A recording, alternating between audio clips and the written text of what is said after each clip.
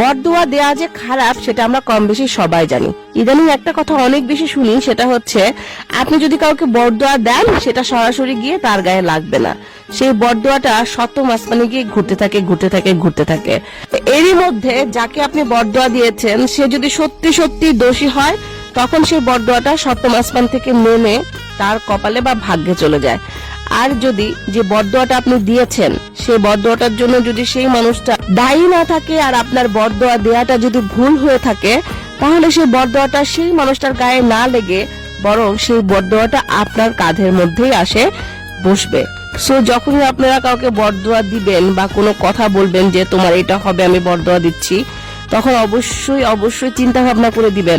আমরা সংসারের আগে জিদে ইমোশনে পড়ে অনেক সময় অনেকজনকে বরদোয়া দিয়ে ফেলি, সেই বরদোয়া গুলো যদি সঠিক না হয় করে ফিরে আমাদের নিজেদের কাঁধে এসে পড়বে। এই জন্য আমি যেটা করি সেটা বলি, আমি না কখনো কাউকে সহজে বরদোয়া দেই না। আমি যেটা করি সেটা হচ্ছে আল্লাহর হাতে ছেড়ে দিই যে কর্মফল সে নিজেরটা ভোগ করবে। আর আমি দেখা যায় যে 5 মাস পরে হোক 4 মাস পরে হোক ঠিকই একটা না একটা উসিলায় নিউজ পাই যে সে কি টাইপের কর্মফল ভোগ করতেছে বা কি হয়েছে তার সাথে।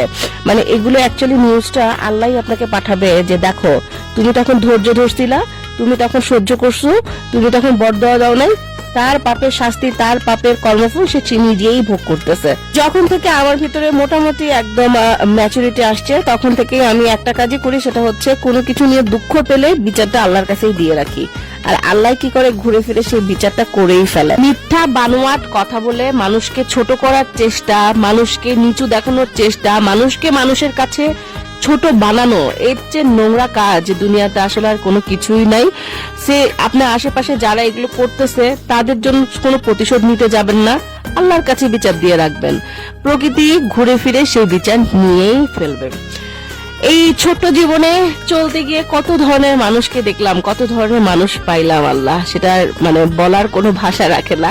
তবে একটা কথা বলি, যারা মনের মধ্যে একদম অন্তরের মধ্যে কষ্ট দিয়ে গেছে তাদের সবারই একটা খারাপ পরিণতি চোখের সামনে পরবর্তীতে আসছে, যেটা কিনা আমি নিজেও পরবর্তীতে অবাক হয়েছি যে আমার চোখের সামনে এসব না আসলেও আমি খুশি হইতাম।